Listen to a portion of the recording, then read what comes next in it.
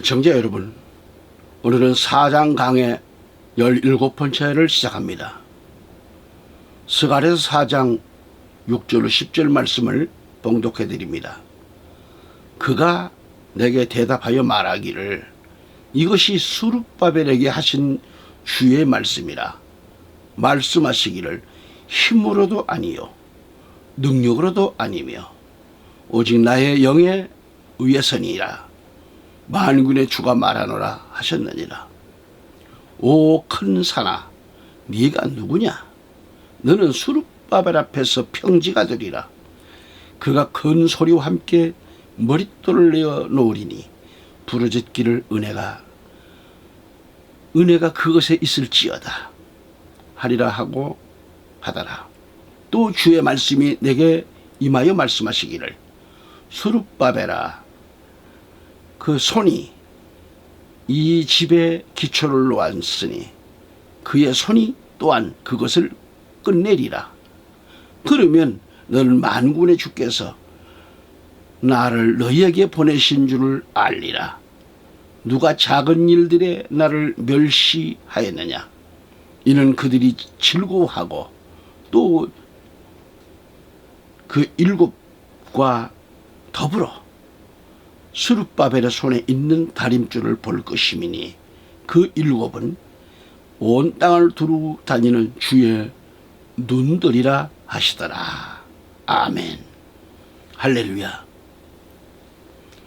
전국에서 해외에서 이 방송을 애청해 주시는 구독자 여러분, 오늘도 하나님께서 허락하신 스가랴서를 중심해서 말씀을 선포할 때 하나님의 크신 은혜와 성령님의 도우심이 함께 하시기를 우리 구주 예수 그리스도의 이름으로 축원합니다. 다시 스가랴 4장에서 17번째로 제목은 스룹바벨의 손에 있는 다림줄 계시에 대해서 말씀을 상고하면서 부제로는 그 일곱은 온 땅을 두루 다니는 주의 눈들이다 라고 하는 이 말씀으로 은혜가 넘치는 역사가 있기를 바랍니다. 아멘. 이제 넷째로는 순금 등대를 통하여 우리에게 보여주는 것은 뭘까요? 마지막 때의 진짜 교회의 교회관을 말해줍니다. 교회의 본질은 뭐죠? 삼위일체지요. 성부, 성자, 성령, 이 삼위일체의 교회의 본질을 알아야 합니다. 스가랴서 4장 6절에 그가 내게 대답하여 말하기를 이것이 스룹바벨에게 하신 주의 말씀이라. 말씀하시기를 힘으로도 아니요 능력으로도 아니며 오직 나의 영에 의해서니라. 만군의 주가 말하노라 하셨느니라. 아멘. 이렇게 되어 있습니다. 여기서 힘은 물리적인 힘을 가리킵니다. 그리고 능력은 어떤 개인적인 기능을 말합니다. 다시 말해서 힘으로도 능력으로도 되지 않는다고 하는 것은 내 개인적인 어떤 고상한 기능이 있다 해도 그것으로는 되지 않는다라는 말이죠. 그래서 우리 주님은 오직 나의 영에 의해서만 된다고 말씀하셨습니다. 영입니다. 오직 나의 영에 의해서만 된다는 것은 성령을 통해서만이 된다는 것이죠. 그러므로 교회의 본질은 성령이십니다. 할렐루야. 교회가 성령님이 떠나시면 겉으로 보기에는 교회입니다만 교회가 아니지요. 교회는 언제나 성령이 임재해 계셔야 합니다. 그래서 우리가 선교를 하든지 기도를 드리든지 목회자가 설교를 하든지 항상 우리 성령 하나님이 이 하나님의 영이 운행하시는 거예요. 이 일은 다 하나님의 영이 운행하시는 일곱 영 일곱 눈이라고 하셨습니다. 교회에는 이사야 11장에 나오는 일곱 속성을 말씀하고 있어요. 스가랴서 4장 7절을 보면 오 큰 산아 네가 누구냐? 너는 스룹바벨 앞에서 평지가 되리라는 거예요. 그가 큰 소리와 함께 머릿돌을 내어놓으리니 부르짖기를 은혜가 그것에 있을지어다 하리라고 하더라. 아멘. 여기 7절에서 말하는 큰 산은 스룹바벨입니다. 이 스룹바벨이 성전 건축을 하고 있을 때 성전 건축을 못하게 방해하는 모든 세상의 악한 세력을 말합니다. 이 악한 세력이 큰 산입니다. 그러니까 어떠한 큰 산과 같은 큰 세력과 세상 문제가 하나님의 일을 방해할지라도 성령으로 능히 이기는 겁니다. 할렐루야.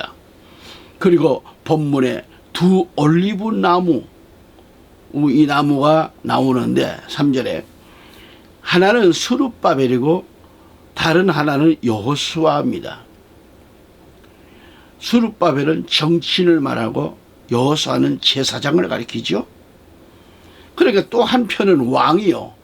이것은 예수님의 이 2대 직능에 해당되는 겁니다. 여기서 말하는 두 증인은 이 사람들을 가리킵니다.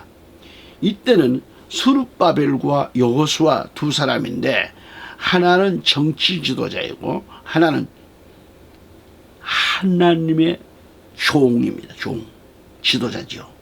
이들이 와서 무너진 성전을 재건하는 겁니다. 이것이 계시록 11장에서 두 올리브나무, 두 촛대를 연결하는 거죠. 그러니까 이것을 배경하고 있는 거죠. 그러므로 오직 성령에 의해서만 된다는 말씀입니다. 다시 7절을 보면 머릿돌이 나옵니다. 머릿돌은 성전을 건축하고 나서 위에다 올려놓게 되는 건데 이것이 머릿돌이죠. 첫 번째 올려놓은 돌은 모퉁이 돌이라고 했습니다.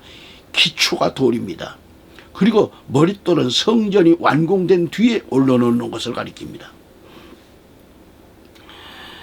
그때에 무리가 소리 지르기를 은혜가 그것에 있을지어다 합니다.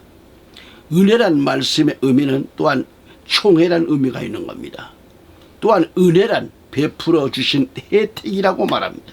그러니까 부르짖기를 은혜가 그것에 있을지어다 하라는 겁니다. 다시 말하면 모든 것이 하나님의 은혜가 아닌 것이 없다라는 거죠. 하나님의 교회의 본질은 바로 은혜라는 것입니다. 은혜. 교회는 성령이 떠나시면 흉가집이나 다를 바가 없습니다. 오직 교회 안에는 7영이 항상 운행하고 계신다는 것. 동시에 교회의 본질은 하나님의 은혜입니다. 그러니까 성전을 짓는 것도 하나님의 은혜로 되는 겁니다. 이는 사람의 힘으로 되는 것이 아니라 이 말이죠. 그리고 성전 건축을 방해하는 권력이 아무리 강하고 태산 같은 세력이 덮칠지라도 하나님의 능력 앞에서는 가루가 되고 맙니다. 그렇게 이렇게 완성된 것은 사람의 힘으로 능으로 된 것이 아니라 하나님의 성전이 완성될 때에는 모든 백성들이 하나님의 은혜로 되었음을 소리 지르라는 것이죠. 우리는 은혜가 귀중함을 알아야 합니다. 교회의 본질은 은혜입니다. 교회의 본질은 삼위일체입니다. 삼위일체를 부인하는 것은 이단입니다. 교회의 본질은 7영 성령이십니다. 교회의 본질은 하나님의 은혜입니다. 은혜가 떠나면 교회가 아닙니다. 교회는 은혜를 공급받아야 합니다. 아멘. 다섯째로 교회의 기능은 뭘까요? 즉 교회는 무엇을 하고 있는 곳인가? 교회의 4대 기능을 말한다면 첫째로 교회는 예배드리는 초소입니다. 둘째로 교회는 봉사의 기능입니다. 믿음이 있는 사람들이 모여서 서로가 교제하고 이웃과 사회에 봉사하는 기능입니다. 교회의 기능은 등불의 기능입니다. 빛의 기능입니다. 빛의 기능은 빛을 발하는 것이죠. 그리고 교회의 기능은 예언적 기능입니다. 앞을 비추이는 예언적 기능을 갖고 있습니다. 셋째로 교회의 기능은 선교의 기능입니다. 지금 이 4대 기능은 교회를 떠받드는 네 기둥과 같습니다. 여기 네 기둥 중에서 하나만 빠져나가도 교회는 흔들리게 됩니다. 하나님께 예배드리는 이곳은 우리 성도들이 봉사하는 곳입니다. 이곳은 예언을 선포하는 곳입니다. 교회는 복음을 선포하는 선교의 기능입니다. 이 네 가지 중에서 하나만 빠져도 교회는 안 되는 거죠. 그래서 등불은 앞을 비춰주는 겁니다. 과거의 역사적인 예언이 아닙니다. 흔히 보면 매년 추석 때가 되면 전국적으로 목사님들의 설교는 공통점이 있습니다. 즉 효도하자. 추석절과 효도하라는 말이 많습니다. 이것은 도덕윤리의 설교입니다. 그러나 우리가 바로 알아야 할 것은 도덕윤리와 효도에 대해서는 불교나 유교권에서도 더 잘하고 있습니다. 다 하고 있어요. 그러나 우리 기독교에서는 예언적 기능에서 해서 해야 합니다. 우리 기독교의 중심적인 메시지는 하나님만 잘 섬기고 예언의 빛을 발하게 되면 부모님에게 효도하지 말라고 해도 효도하게 되어 있다 이 말이죠. 할렐루야. 그것은 도덕적인 윤리, 도덕 문제가 아닙니다. 그것보다도 더 한 차원 높은 것이어야 된다 이 말이죠. 목사님들이 도덕 설교나 강단에서 하고 있다고 하면 그 교인들은 도덕적인 교인밖에 안 되는 거죠. 우리는 오직 한 차원 높은 성령 충만한 하나님의 자녀의 이 본성인 예언의 빛을 발하는 그러한 교회가 되어야 합니다. 할렐루야. 그래서 교회는 네 가지를 언제나 잘 지켜야 합니다. 그 다음에 교회의 권위를 바로 세워나가야 합니다. 여기서 큰 산이 스룹바벨 앞에 가루가 되고 맙니다. 현대 교회가 권위가 다 떨어져 있잖아요. 권위라는 것은 권위주의 교회를 말하는 건 아닙니다. 이 교회의 권위는 사랑의 권위예요. 교회의 권위는 바로 예수님의 사랑입니다. 예수 그리스도의 사랑의 권위입니다. 우리가 알아야 할 것은 교회가 예수님의 사랑을 잃어버리면 하나님의 권위는 떠나고 맙니다. 우리나라가 해방 전에 교회는 세상 사람들이 교회를 우러러 보았습니다. 그러나 지금은 세상 사람들이 교회를 가치없게 여깁니다. 무시해버립니다. 왜 그렇게 되었을까요? 교회의 권위가 떨어졌기 때문에 그래요. 교회가 사랑을 잃어버렸기 때문에 그럽니다. 교회의 권위는 권위주의가 아닙니다. 예수님의 사랑을 실천하는 것입니다. 아멘. 일곱째로 교회의 영존성임을 알아야 합니다. 영존성. 영원히 교회를 보존하는 것은 천사입니다. 계시록에는 천사가 참으로 많이 등장하고 있잖아요. 그 천사들을 통해서 세상 나라는 불명코 멸망하며 하나님의 교회는 영원히 보존되는 겁니다. 그래서 우리는 7 금초대와 7 등불과 2 올리브 나무를 통해서 2 증인을 통해서 알 수 있는 그런 오늘의 교회관은 지금까지 말씀드린 일들이 사실로 드러날 것을 보았던 것입니다. 이제 본문 스가랴 4장 10절에 보면은 누가 이 작은 일들의 나를 멸시하였느냐, 이는 그들이 즐거워하고 또 그 7과 더불어 스룹바벨의 손에 있는 다림줄을 볼 것이미니 그 7은 온 땅을 두루다니는 주의 눈들이라 하시더라 그랬습니다. 아멘. 주의 눈들이라 하겠습니다. 온 땅을 두루다니는. 10절에서 작은 일들의 날이란 무엇을 가리키는가?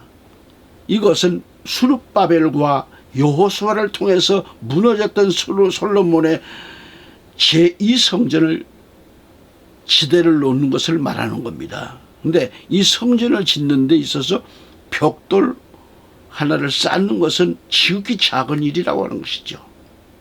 다시 말하면 예수를 믿지 않는 세상 사람들이 볼 때에는 아주 작은 일들로 생각을 하기 쉬운데, 그래서 이 멸시하는 자가 누구냐라고 했습니다.